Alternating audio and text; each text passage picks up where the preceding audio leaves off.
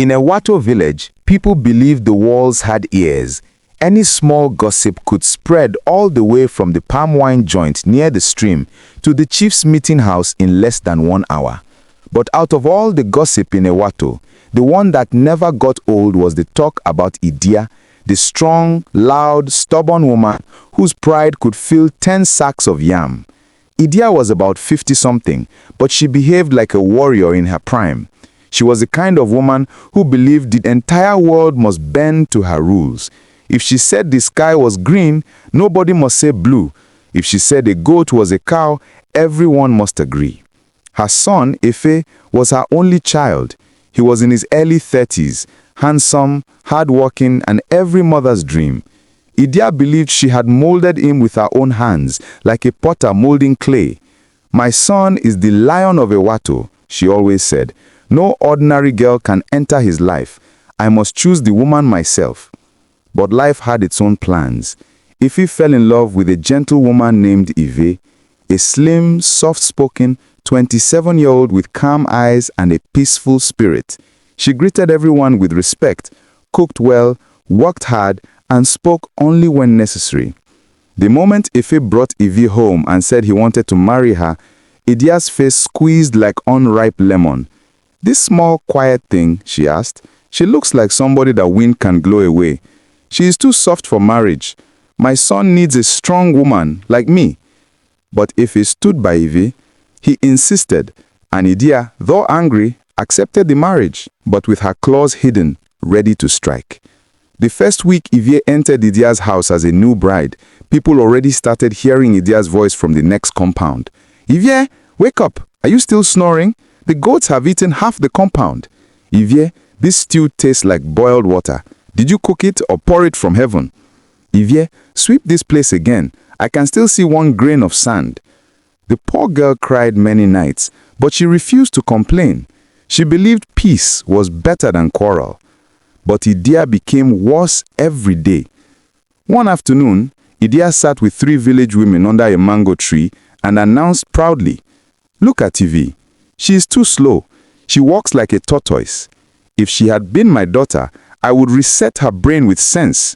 But since she is my daughter-in-law, I must train her myself. My son must not suffer because of one weak woman."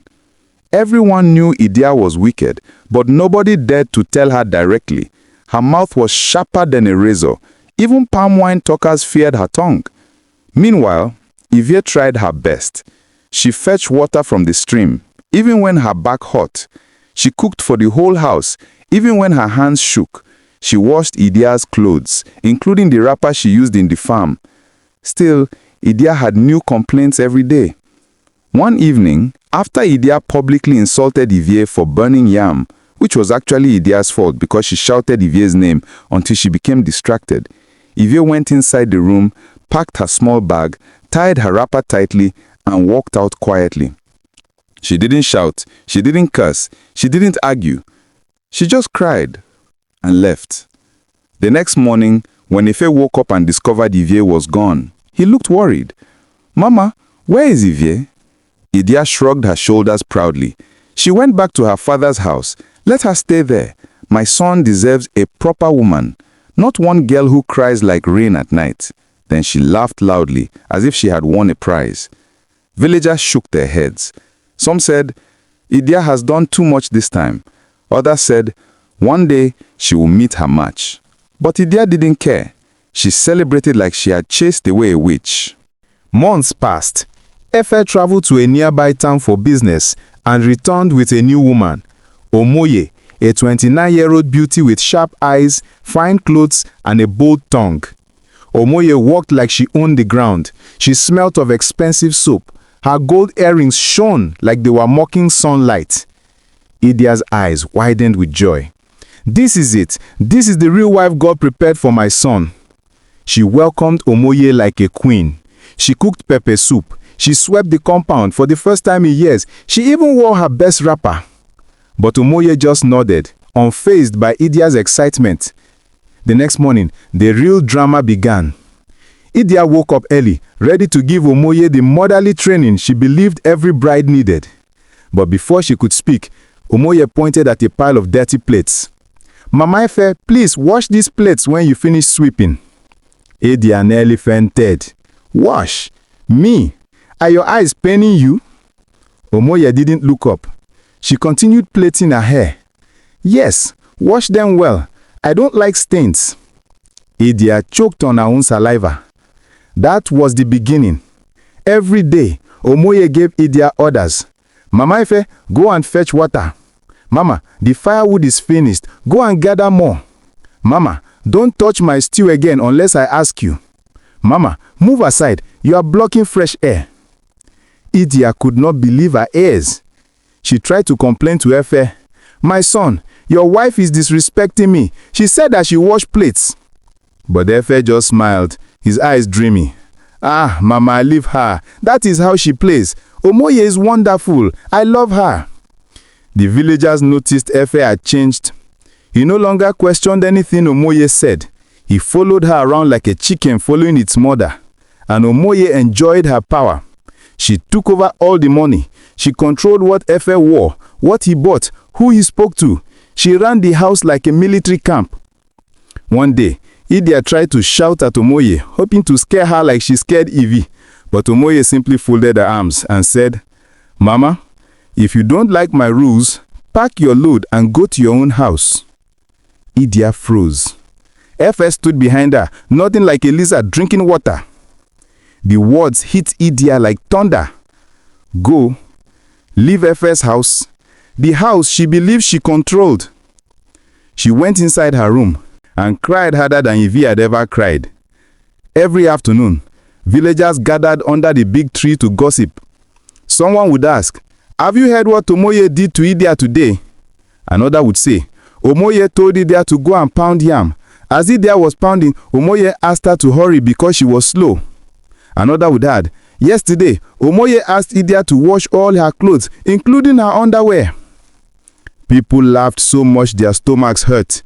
Idya has finally met her match. Wickedness has found its owner. Life is doing her back to sender. Even children mocked. Mama, I want to be like Omoy when I grow up. No, don't be wicked like her. I want to be strong like her. She made Idya fetch water. Idya heard everything. Her heart broke a little more each day. One night, after Omoy forced Idya to wash a full basket of clothes, including her own fine wrappers, Idya sat under the moon, hugging her knees. For the first time in her life, she admitted the truth. I am suffering because I chased away the only girl who respected me. She remembered how Eive greeted her gently, how Eive tried to please her, how Eive never shouted back, how Eive endured shame and still wished peace. I sent away a blessing and welcomed thunder, Idya whispered. Her tears dropped like rain. The next morning, before the sun climbed high, Idya packed her wrapper and quietly walked out of the house. She had only one place in mind: Eive's village. For the first time in many years, Idya felt small. She felt like a child who did something wrong and was going to confess. When she reached Eive's compound and saw Eive sitting on a stool peeling cassava, she stopped. Her legs were shaking. Eive looked up and gasped. Mama, are you sick? What happened? Idya dropped her bag. Then she knelt down slowly, painfully. Eive, my daughter, forgive me. I treated you worse than a slave. I never listened. I never appreciated you. I thought wickedness was strength, but now I know I was a fool. Eive covered her mouth in shock. Villagers passing by stopped to watch. Idya continued, her voice breaking. Eive, I beg you, you are the only woman who loved me. I chased you away, and now I am paying for it. Tears poured from both their eyes. Eive lifted her up gently. Mama, please stand. I forgave you long ago. The villagers who saw them whispered, God is good. The proud lioness has finally bowed. That night, Eive cooked for Idya, washed her feet and prepared a mat for her to sleep. And for the first time in many weeks, Idya slept peacefully. The story of how Idya knelt before Eive spread like wildfire across Ewato. Some people clapped in excitement. Some said the world was finally balancing itself.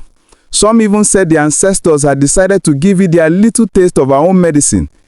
But the biggest drama was still coming.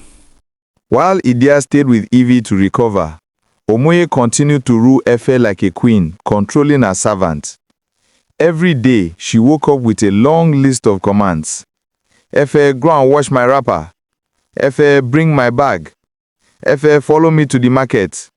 Eive, kneel down and help me tie my beads. Eive didn't complain. Eive didn't argue. Eive didn't even blink. People said she used love potion. Some said she used money charm. Others said Eife's common sense simply packed its bags and left the house. Omoy told Eife who he could visit, when he could leave the house, how much he could spend, what he should say, and how he should sneeze. Eife became a complete puppet. Before Omoy arrived, Eife was a thriving trader. He sold palm kernels and dried fish and made good money. But not long after she entered his life, Eife's savings began to disappear. Omoy would say, Eife, bring 5,000 naira, I saw fine fabric. Eife, I need 20,000, I want to buy perfume. Eife, bring your own money, I want to invest. She bought expensive wigs, gold earrings, wrappers from Benin market, and shoes she only wore once. Whenever Eife asked questions, she would shout, are you the first man to spend money on his wife? Do you expect me to wear rags? Is that how you treat a queen? And Eife, blinded by love, would apologize and give her more. Soon, Eife started borrowing money from friends. His business slowed down. People noticed. But Omoy didn't care. She just wanted more. One afternoon, the village began to buzz with whispers. They said the wealthy cocoa merchant had arrived from a distant city. He was tall, handsome, and richer than everyone in Ewato combined. He came to Ewato with 3 motorbikes, a lorry of goods, and enough money to confuse any young woman. Omoy saw him at the market. Her eyes widened. Her brain started calculating. Her heart started beating fast, but not with love, with opportunity. She greeted the rich merchant sweetly. Good afternoon, sir. The man looked at her fine clothes and confident walk and smiled. By evening, they were already talking like old friends. By the next week, they were meeting secretly near the stream. By the second week, Omoy began packing her expensive things quietly. Before leaving, Omoy did one final wicked act. She asked Eife for his last savings, money he kept to revive his business. Eife, please give me 150,000 naira. My mother is sick. She needs treatment urgently. If you love me, help me. Eife, foolishly trusting her, gave her everything, even borrowed extra to support her. That night, Omoy took all her clothes, jewelry, Eife's money, and even his small radio, and disappeared. By morning, she was gone to the city with the rich cocoa merchant. Eife cried like a child. He ran around the village searching. He asked neighbors. He checked the stream. He checked the market. Nothing. People gathered to gossip. Omoy has run away. She duped Eife.